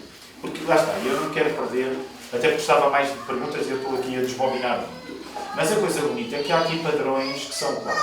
Deus cria as coisas através da palavra. Então Deus distingue o dia da noite, a terra do ar, as águas de cima das águas de baixo, o homem e a mulher. Porquê? Porque a palavra de Deus é a criação e distingue coisas. Okay? Quando aqui se faz o foco em Gênesis 2, só na criação da mulher, ele vai criar uma distinção no homem. Antes disso, ele tinha dado ao homem, por exemplo, isto é importante para nós, a função de ele brincar a Deus. Brincar a Deus da maneira certa. Como é que o homem vai brincar a Deus da maneira certa? Se Deus criou todas as coisas, ele vai dar nomes aos animais. Ele brinca a Deus porquê? Porque ele agora está a usar a sua palavra para dizer isto é um cão, isto é um gato, isto é um papagaio, isto é um ornitorrinco. De cada vez que tu dás nomes às coisas, tu estás a reproduzir um padrão divino. Vou dar um exemplo até próximo do nosso irmão Tiago como médico. E vocês talvez o exemplo seja bom, talvez seja mau. Por exemplo, hoje em dia, uma boa parte do trabalho da ciência médica, e não é só ciência médica, qualquer ciência, às vezes não é trazer a cura, e convém que traga. Às vezes o grande alívio para nós na ciência médica é a ciência médica estar a fazer o que Adão fez em Gênesis 2, que é dar nomes aos animais. Deixem-me fazer uma provocação. Hoje em dia, sobretudo no campo da saúde mental, nós estamos ansiosos. Às vezes nós não estamos ansiosos para ter a cura. Nós estamos ansiosos para ter o diagnóstico. E agora é uma brincadeira que eu faço, não precisam concordar comigo. Mas, por exemplo, eu vejo isso no Brasil, em que a ciência médica tem um... Hoje em dia há quase uma febre para eu apresentar, eu sou HDHD, não sei o quê. Porquê? Porque a partir do momento eu posso não ter a cura, mas eu já tenho um nome para chamar o animal. E a partir do momento em que eu chamo o nome ao animal, eu sinto que conheço melhor o mundo onde eu estou. Foi a tarefa que Adão recebeu. Okay? Portanto, eu estou aqui a fazer um pequeno desvio, porque uma parte isto não é só o médico, é qualquer coisa em que a partir do momento em que a gente diz o nome disto é este. Nós podemos não ter a solução, mas só pelo facto de estarmos a dar um nome à coisa, dizer, já respira mais fundo. O mundo já não é tão desconhecido para mim. É por isso que Adão foi brincar a Deus da maneira certa, foi reproduzir o padrão divino, que é dar nomes às coisas. Porquê é que nós somos evangélicos e passamos a vida com isto à frente? E não temos estátuas e não sei o quê? Porque nós sabemos que é a partir daqui que há o poder para nós, ao avaliarmos a nossa vida, sabemos distinguir uma coisa da outra. A partir do momento em que tu lês isto, guiado pelo Espírito Santo, tu começas a saber dar nomes às coisas. Por isso é que nós, evangélicos, somos muito chatos. Porque passamos a vida a falar. Passamos a vida a retirar significado das coisas. Okay? Agora, há aqui um momento de quebra. Não é quebra, até é bom, mas que é a criação da mulher. O paraíso era paraíso, mas Adão não estava assim tão contente. E alguém, se quiser ser assim picuinhas, então, mas isto é o paraíso, Adão devia estar contente com tudo o que estava a acontecer, mas de facto há uma espécie de descontentamento em que o próprio texto brinca com um refrão que tinha aparecido no capítulo 1. E não se esqueçam que o texto não estava dividido em capítulos. No capítulo 1 há um refrão que foi cantado. Deus viu que era bom. No capítulo 2 há ali um tempero. Porque Adão foi brincar a Deus, dava-nos aos animais, mas ele não... É assim, eu gosto muito de gatos, por exemplo. Gosto muito de cães. Mas um cão e um gato não vão fazer por ti o que uma mulher faz. Concordam lá, amém? Eu espero que sim, né? Porque a mulher faz onde um cão e um gato vai fazer. E então surge aí, parece um problema no paraíso. Pois bem, o paraíso não tem problemas. Vocês percebem? O texto é sugestivo. O texto não é descritivo ou científico no sentido às não sei quantas horas. Portanto, o texto quer brotar coisas em nós. Então reparem, disse o Senhor, não é bom que o homem esteja só. Verso 18, capítulo 2. Far-lhe-ei uma adjutora que esteja como mulher dele. E vamos terminar aqui só para temperar, porque a intervenção foi muito boa e eu queria só temperar aqui a questão das decisões. Quando nós vamos estudar a palavra adjutora, ela muitas vezes pode ser traduzida como ajudante. Mas, curiosamente, na palavra hebraica também pode estar uma ideia, toquem bem, não sei se já ouviram isto. Eu não estou a inventar nada, porque podem fazer o vosso fact-check. Sabem que na ideia da adjutora também pode haver uma ideia de, e começa como adjutora, de adversária. E a gente fica, não, isso não pode acontecer. Calma. Deixem-me explicar. Calma. Porque, de facto, quando vocês ouvem o poema que Adão canta para a mulher, ele identifica como matéria dele, osso dos ossos, mas a mulher é diferente. A mulher é diferente. Não há nada, reparem, eu estou casado há 23 anos, alguns de vocês estão casados há mais tempo do que eu. Não são 23 anos que me dão hoje a paz suficiente de eu dizer assim, ei, eu já conheço a minha mulher há 23 anos, isto já rola. Ela é diferente. Ela vai ser sempre diferente. O plano de Deus não é que ela seja um reflexo de ti. Só aqui uma parte. Eu disse que não queria entrar em temas polémicos, mas a Bíblia faz isso comigo. Reparem, há parte da questão da homossexualidade. Muitas vezes a pessoa julga assim, a homossexualidade é condenada na Bíblia porque as pessoas homossexuais... Aliás, a palavra homossexual nem sequer é boa porque não existe, ela não existia na Bíblia, naturalmente, é uma palavra da psicologia moderna e começou ali na década de 50 a ser usada no século passado. Portanto, não existe palavra homossexual na Bíblia, mesmo quando ela lá está traduzida. A ideia, a condenação, Deus não condena a homossexualidade porque a pessoa, vamos usar a palavra homossexual, é assim mais parecida com a mulher. Então é diferente do padrão masculino. Erro. Quando vocês vão aos primeiros textos que falam no pecado da homossexualidade, na destruição de Sodoma, o problema é que aqueles homens têm um apetite tal que eles já não se importam de consumir alguém que é igual a eles. Eu sei que estou com pessoas jovens e quero ser cuidadoso. Há uma fome tão grande, a pessoa está com tanta fome de comer, que já não se importa de comer um igual. Ou seja, canibalismo. É uma espécie de canibalismo que é o contrário da ideia de ser efeminado. É o contrário da ideia de ser efeminado. Que nós pensamos quando ouvimos as histórias da prisão. Na prisão, o macho dominante, como precisa dominar, ele domina, alguém vai fazer mulher para ele. Não é porque ele é não levem mal usar a expressão, não é porque ele é maricas. É porque ele é hiper-homem que até o seu igual ele consome. Ele rejeita o plano de Deus porque tenho tanta fome que até um igual eu sou capaz de comer. Desculpem estar a usar o verbo, não vocês percebem a ideia. É por isso que a homossexualidade é condenada. Não é porque os homens são todos mariquinhas e são parecidos com as mulheres. Não. É porque ele não tem limites para o seu apetite e até o meu igual eu sou capaz. Hoje em dia, a ideia que nós temos da homossexualidade é da pessoa que é efeminada. Eu não estou a dizer que esse não é um fenómeno real. Mas a condenação que é dada é tu tens de saber aceitar a diferença. Logo, o que é que está em causa quando o homem lidera? Não é ele suprimir a diferença da mulher. Porque a diferença da mulher foi plano de Deus para nos tramar a vida para o bem. Portanto, a ideia não é para pensar que estou cá eu decido e tu obedeces a tudo o que eu faço. De facto, eu estou cá para dirigir, mas desde o Gênesis 2 que a ideia de dirigir é o conhecimento da diferença.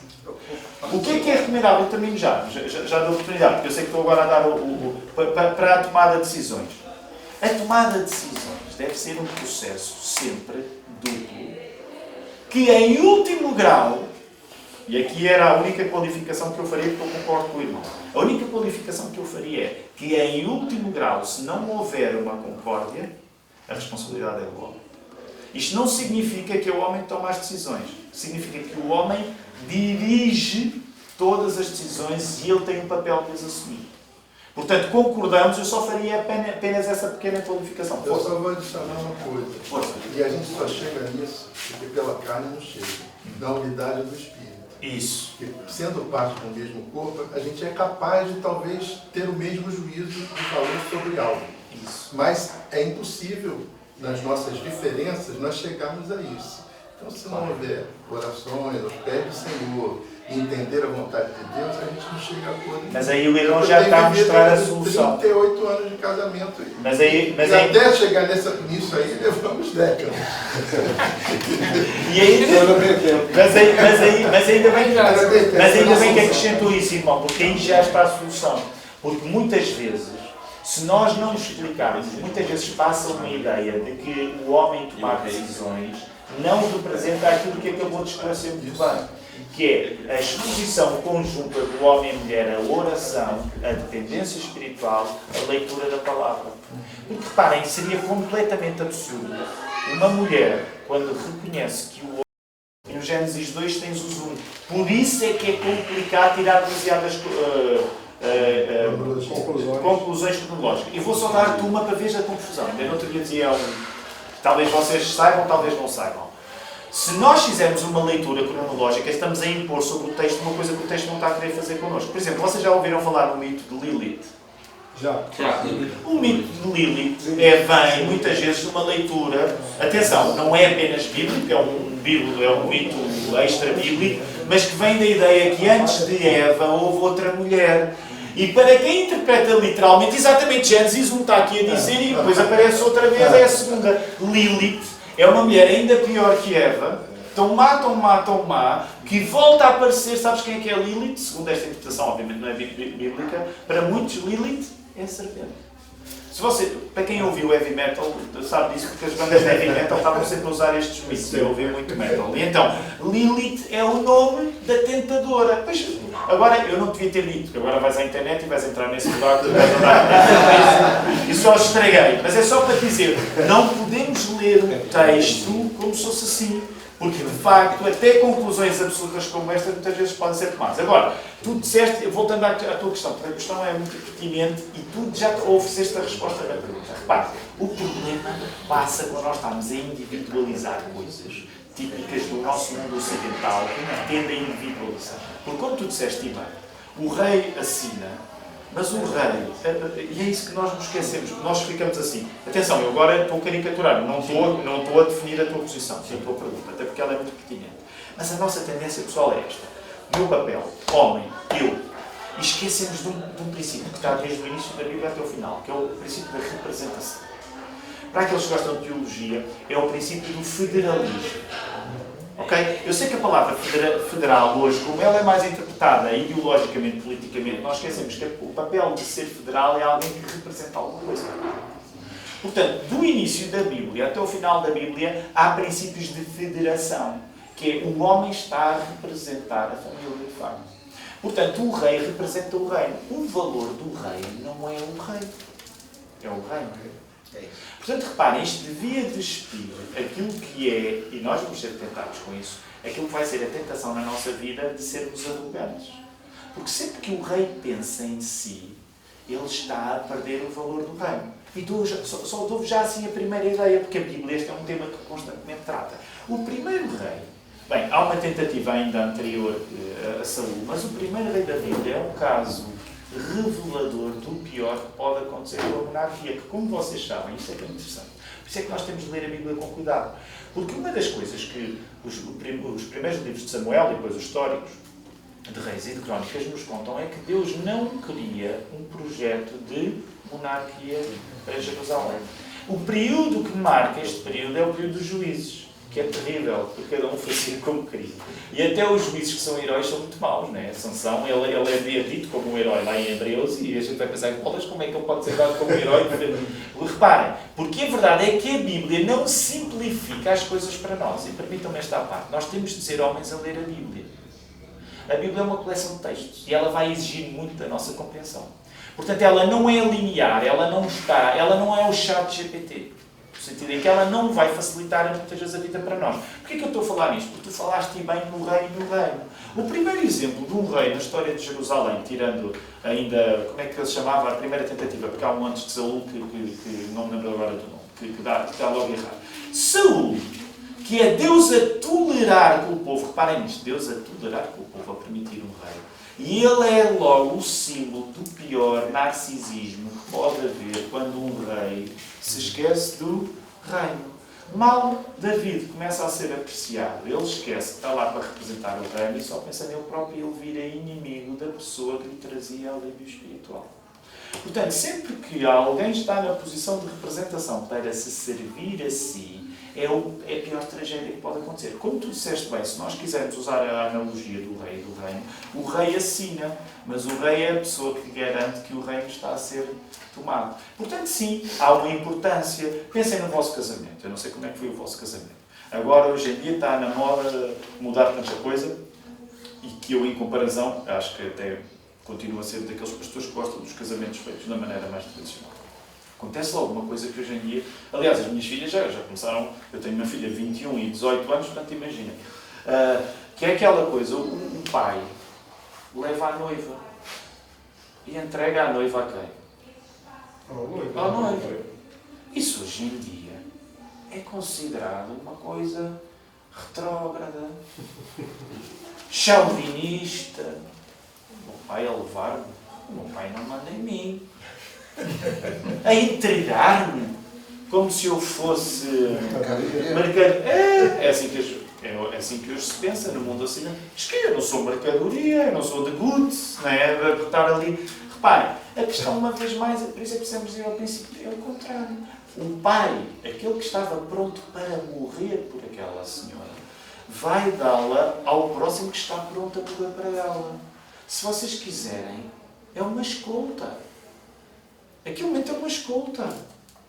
Não é ingênuo. Ei, ó rei! Não, é uma escolta. Eu estive a cuidar desta menina para que ela não morresse. E vou-te a dar a ti, meu bandido, né? Ele olhar para o é para tu morre por ela, mas não a vais deixar morrer. Portanto, sim, de certa maneira, nós podemos usar a ideia do rei. Mas lembrando sempre, ele está lá pronto para morrer. E já viram que isto desmistifica completamente? Porque é isto também que tira o medo da mulher quando ouve a dizer assim, espera aí, eu posso confiar no que Deus planeou para mim. A autoridade é um plano divino para mim. E é completamente diferente de uma imposição que é como muitas vezes está a ser interpretada a nossa posição erradamente. Força, mais. Eu sei que... Força.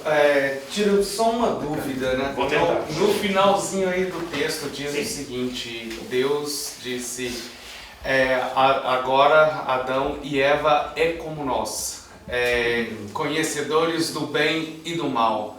Afinal de contas, tinha razão a serpente eles ter comido o fruto e ter o tal conhecimento? Sabem que é interessante? Por isso é que, quando eu falo acerca das características do texto, há coisas que o texto quer explicar e há coisas que o texto não explica. Aliás, uma das coisas que é interessante é que, no verso que tu mencionas, até o nós, que é muitas vezes tomado precisamente como uma referência até à própria questão da Trindade, em 3:22. Então disse o Senhor Deus, eis que o homem é como um de nós, sabendo o bem e o mal. Ora, para que não estenda a sua mão e tome também da árvore da vida e coma e vive eternamente. A questão do conhecimento do bem e do mal ainda hoje é discutida. Aliás, é engraçado, acho que foste tu, Tiago, que falaste até, por exemplo, no Jordan Peterson, que agora fez uma série aqui há uns tempos só sobre os livros da Bíblia. Portanto, pense isso, em 2025, a ideia do que é que está por trás na árvore do conhecimento do bem e do mal continua a excitar a imaginação, a inteligência, psicólogos, teólogos e por aí fora. O que é que eu acho que é seguro dizer? E sabem que há um princípio que para nós cristãos evangélicos deve ser sempre marca d'água. Não dizer menos do que a Bíblia explicitamente diz. Mas já estão a ver o outro lado também. Não dizer mais do que ela diz. E é aqui que a porta torce o rabo e às vezes fica complicado. Porque é aqui onde às vezes pode haver um grau de especulação que nos coloca a ir além do que a Bíblia nos diz. O que é seguro afirmar? E eu queria saber, e tu vais notar que o que eu faço é recuar em relação à pergunta. Quando eu não tenho resposta, eu recuo sempre. Porquê? Porque eu quero dizer o que seguramente a Bíblia diz. E não quero ser apanhado a dizer aquilo, eu acho que isso era mais ideia do Tiago. Porque eu tenho muitas ideias e opiniões. Portanto, imagina, se eu começar a dar as minhas opiniões, vocês vão ouvir tanta coisa, talvez uma ou outra acerte, mas eu vou falhar em muitas. Agora, o que é seguro? É de acordo com o plano de Deus. É de acordo com o plano de Deus tu seres uma pessoa limitada e não teres o conhecimento que Ele tem. O paraíso é paraíso e haver limite no paraíso não é um problema. Nós passamos a achar que a existência de qualquer limite é sinal que não estamos no paraíso. Portanto, repara, na tua vida, o diabo constantemente vai tentar dizer assim, relembra-me o teu nome, meu irmão. Marcelo, se tu não podes fazer isso, é porque tu não estás a ser bem tratado. Se tu tens um projeto qualquer e uma vontade, se tu não podes fazer isso, é porque alguma coisa está errada. Atenção, às vezes pode dar-se o caso de ser mesmo assim. Mas uma vida marcada pelo limite não é sinal de que nós estamos amaldiçoados, porque o paraíso era marcado por isso. E o diabo vai muitas vezes trazer essa ideia a nós, em qualquer área profissional, casamento, seja o que for, a ideia de que se tu estás limitado, não podes estar a viver uma vida abençoada. E essa é a conversa do diabo. Reparem, nós somos limitados. O melhor acontece-nos quando nós conhecemos os nossos próprios limites. Deixem-me dizer isso porque eu tenho 47 anos e uma das coisas que eu gosto mais de ter 40 anos em relação aos 30 e aos 20, há coisas que eu tenho saudade dos 30 e dos 20, mas há uma coisa que eu vos digo que está muito relacionada com isto. Eu gosto mais de ter 47 anos porque eu hoje sei lidar um bocado menos mal com os meus limites. E quando tinha 30 e 20 eu não sabia. Então, à medida que eu vou aceitando limites, eu no fundo reconheço melhor o que é que eu posso e não posso fazer. A saída do paraíso é marcada por isto. É marcada pela ideia de que eu tenho de saber reconhecer a bênção de Deus no limite. E termino só dando um exemplo. Tu vais ter a história em Gênesis do nascimento do povo de Deus, Israel, Abraão, Isaque e Jacó, e logo de seguida, no Êxodo, vais ter a história do cativeiro e, portanto, a saída do Egito. Uma das coisas que é importante, quando começa a vida nova, e Deus os liberta através dos sinais e maravilhas, as pragas do Egito, as 10 pragas, é que Deus liberta o povo, e aqui quero sublinhar a palavra, liberdade. Deus liberta o povo do cativeiro, não porque o povo prova a Deus que é bom, mas quando Deus liberta o povo, porque é Deus que está a provar ao povo que Ele é que é bom, então dá a lei. E a lei, se nós repararmos, é não, é quase sempre não, não, não, não, não. Limites, limites, limites. O povo, no Êxodo, está a ter uma oportunidade para tentar aprender aquilo que Adão e Eva não aprenderam em Gênesis. Que é, a tua vida vai ser melhor quando tu aceitas os limites. Não terás outros deuses diante de mim, não farás a mais semelhança, não invocarás o nome de Deus em vão, lembra o dia de sábado para santificares, não teu pai e tua mãe, não matarás, não adulterarás, não furtarás, não dirás falso testemunho e não cobiçarás. O prémio, reparem nisto, o prémio do povo é a liberdade, mas a liberdade só pode ser saboreada quando os limites são aceitos. Portanto, tu tens um padrão interessante no livro do Êxodo. Deus está a refazer a história do povo e como se dissesse agora aprendam uma vez mais de que de facto vocês não podem conhecer como eu conheço, mas quando vocês aceitam a liberdade que eu vos dou, limitada em amor, vocês vão florescer. E é isso que acontece depois nos livros seguintes, mesmo com meio do pecado. Portanto, reparaste, eu recuei, há muitas coisas que eu responder, mas estou, Marcelo, a convidar-te a dizer assim, nós precisamos de agradecer a Deus pelos limites. Estocada final. Como é que nós somos salvos?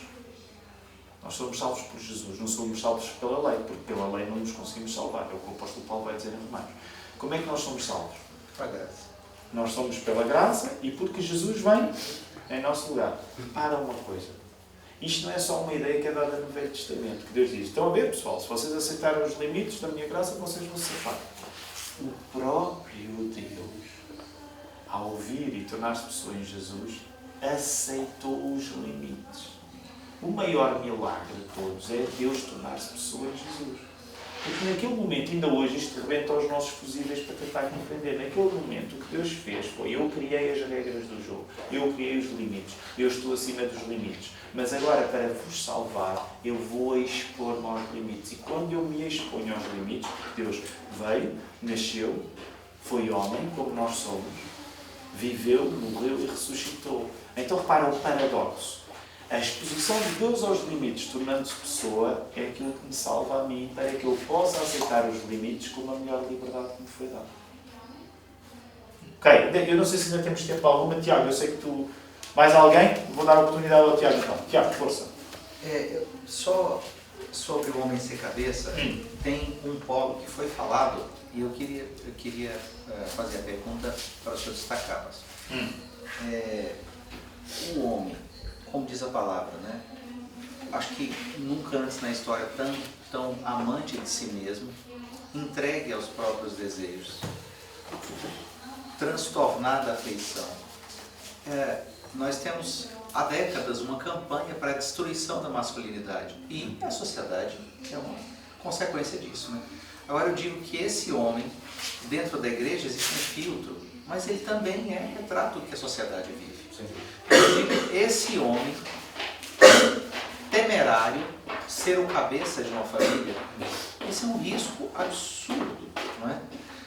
Então, eu gostaria de sua opinião em relação a uma convicção que me parece ser recorrente na Bíblia, que essa frase é condicional ao homem ser dependente do Senhor e viver em busca à fonte da verdade que é o Senhor. E o irmão falou no final. No final trouxe um pouco dessa ideia. Mas eu queria perceber se esse texto ele já não é claro em relação, olha, o homem é o cabeça, desde que ele esteja conectado a Cristo, ele se veja dependente necessariamente de Cristo e ele busque continuar sendo dependente. Se não for assim, ele não pode ser o cabeça. Como Cristo é o cabeça, né? Isso. Então, é que o texto ele não necessariamente estabelece essa condicionante, mas no contexto, para mim, e empiricamente parece claro. Sem dúvida. Sabem, eu uma vez ouvi um pastor que provavelmente conhecem, é um homem de Deus, brasileiro, agora está como é que se chama? Em Miami. Agora um brasileiro, pastor Nicodemos. Já tive o privilégio de conhecer e eu ouvi o pastor Nicodemos explicar, por exemplo, na carta, o contexto das cartas, a carta e agora não quero falar, mas a carta aos Efésios, à semelhança também da carta de Colossenses. Portanto, sendo da mesma época, o apóstolo Paulo menciona alguns assuntos que eram quase circulares no sentido em que constantemente voltava a eles, como por exemplo o relacionamento entre as pessoas. que é o que ele faz, por exemplo, em Efésios também, e creio que em Colossenses, não quero estar a falhar agora. Portanto, há assuntos que para o apóstolo Paulo são quase... vão ser sempre repetidos, de uma maneira ou de outra, no que diz respeito ao relacionamento. É o que no que diz respeito à nova sociedade que o cristianismo provoca. E sem dúvida aí, que cada vez que nós ouvimos falar nos papéis, isto tem de ser falado, para ser sincero convosco, há 20, 30 anos estes assuntos não estavam sendo falados no contexto evangélico. Agora, vamos falar rapidamente das necessidades que precisamos de afirmar e depois também de alguns dos riscos, que também, no fundo, foi isso que eu quis ontem, ao dizer assim, às vezes parece que estamos entre dois extremos. Uma sociedade onde já nem acredita que há diferenças entre homens e mulheres, mas também, por outro lado, hoje já existe, pode às vezes haver uma resposta que é tão no seu extremo que já não tem a ver com Cristo. E é aqui o meu ponto, porque eu acho que, Tiago, tu já ofereceste a solução e, portanto, vou só sublinhar algumas coisas que tu disseste. Mas qual é o problema que hoje está a acontecer? Muitas vezes os cristãos, e esta é a minha opinião, não precisam de concordar comigo, podem ter uma perspectiva diferente. Isso vê-se sobretudo através da linguagem da internet. Muitas vezes os cristãos estão com mais olhos para os seus inimigos do que para a palavra de Deus. Percebem? Desenvolvemos às vezes mesmo um ódio tão grande a quem está longe de nós, da nossa fé ideologicamente, que o nosso comportamento está mais marcado pela reação aos nossos inimigos do que pela reação a Cristo e à palavra. Então hoje a internet facilita isso, que é ver assim uma espécie de discurso revanchista em relação aos meus adversários, e na prática quem está no centro do meu coração não é Jesus. Eu uso Jesus como um pretexto para ser contra as pessoas que eu odeio, que são completamente diferentes de mim. E aí, deixa-me dar a minha opinião, os irmãos sabem isso melhor do que eu, pensando que temos o caso aqui de ter tanta gente no Brasil. Até porque o Brasil ser um país tão grande. À semelhança dos Estados Unidos, tem determinados padrões que têm uma força maior pela força da comunidade evangélica e por aí fora. Mas um dos problemas que eu acho que muitas vezes se encontra na discussão e na expressão da internet é que há determinadas posições que não estão a ser procuradas por uma proximidade pela palavra de Deus, mas por uma reação ao meu inimigo. As guerras culturais no contexto dos Estados Unidos e do Brasil têm uma temperatura tal, os irmãos sabem isto. Eu reconheço o meu pecado, eu volto e meia vou ao site Fuxico Gospel. Okay? Os irmãos sabem. Pronto, a pessoa pode viver só destas pequenas e às vezes grandes tragédias que acontecem em países tão grandes. E às vezes o fator guerra cultural está a ser tão grande, e esta é a minha posição crítica. Aliás, é um livro que foi publicado agora lá quando fui em fevereiro. Estou aqui a fazer publicidade, eu trouxe 10 exemplares, portanto se quiserem podem comprar. Chama-se Os Três Nãos de Deus e é um livro em que eu tento explicar que hoje há muitas pessoas que estão a usar o cristianismo não porque estão à procura de Cristo, mas que estão a usar a cristandade como munição para a guerra cultural, e uma coisa não é outra. Deixem-me só dizer isto, que é uma história, temos de terminar, mas a culpa é tua, até porque mencionei. Eu tive o privilégio, Tiago, de jantar com o Jordan Peterson há 2 anos. E foi engraçado porque ele dava oportunidade às pessoas que estavam com ele de que se apresentassem. Imagina, só está todo nervoso. Pensar assim, o que é que eu vou dizer para não parecer burro à frente do Jordan Peterson. E eu já o ouvi há uns anos, desde 2018, e eu quis dizer uma coisa. Até porque ele é uma pessoa que se aproximou do cristianismo, mas ainda não tomou uma posição oficial e que acaba sempre a fugir um pouco à questão. E eu quis dizer, sinceramente, aquilo que eu achava de o ler e de o seguir há uns anos. Eu disse assim, olha, eu acho que, ainda por cima em inglês, portanto, queria não falhar muito, mas eu acho que uma das coisas interessantes que tu trouxeste nas discussões, nos debates, não foi só porque eu não queria dizer, tu és muito perentório. Tu trouxeste uma coisa que eu acho que é valiosa no nosso dia. Tu não tens vergonha de mostrar as tuas trevas, de chorar. E esse valor de teres trazido fraqueza é muito importante para um mundo que deixou de acreditar nas trevas. Agora repara, o Jordan Peterson e outros são muitas vezes usados como reflexos destas novas imagens de masculinidade que a Igreja perdeu e precisa de voltar a recuperar. E eu concordo até certo ponto. Porque quem anda no Jordan Peterson, depois podes meter nas drogas pesadas como o Andrew Tate e por aí fora. Portanto, essa estrada é perigosa e estou a pensar nesta geração. que muitas vezes já se estão a encantar mais dos modelos de hipermasculinidade por conta das guerras culturais do que por Jesus. Então estão a usar o cristianismo não porque estão interessados na Bíblia. Por isso é que tem a ver, porque é que no Brasil tens tantos evangélicos perto a tornarem-se católicos? Porque já se aperceberam que a imagem pública do catolicismo é preferível do que a imagem popular baixa que o movimento evangélico tem. Cuidado, as pessoas não estão interessadas em Cristo. Então usá-lo como pretexto para eu me poder afirmar culturalmente. E nesse aspecto quero terminar com aquilo que tu disseste. Porque tu disseste uma coisa valiosa. Se nós não estivermos a refletir o exemplo de Cristo, pois tu disseste, não fui eu. Tens razão. Se tu, não leves a mal dizer esta expressão, se tu fores uma alimária para a tua família, o pastor não vai dizer submete à alimária. Percebes? Imagina que tu és um homem cruel. Nenhum pastor vai dizer, como ele é cabeça, ele pode ser uma besta, mas tu tens de submeter. E tu disseste bem, se o homem não seguir o exemplo de Cristo, nós como evangélicos até acreditamos, porque a Bíblia diz que até há casos excepcionais que tornam o divórcio um mal menor. Nós não somos católicos, a Igreja Católica não aceita divórcio em circunstância nenhuma. Porquê é que nós aceitamos o divórcio? Porque o próprio Jesus trouxe cláusulas de exceção. Então nós acreditamos que se, por exemplo, o homem, o rei, está no seu lugar, mas que é um animal, não respeita nada, nós dizemos assim, esse rei deve ser deposto. Em último caso, eu não quero agora entrar na questão do divórcio, pois há posicionamentos diferentes, mas em último caso poderemos até achar que poderá haver liberdade para o divórcio.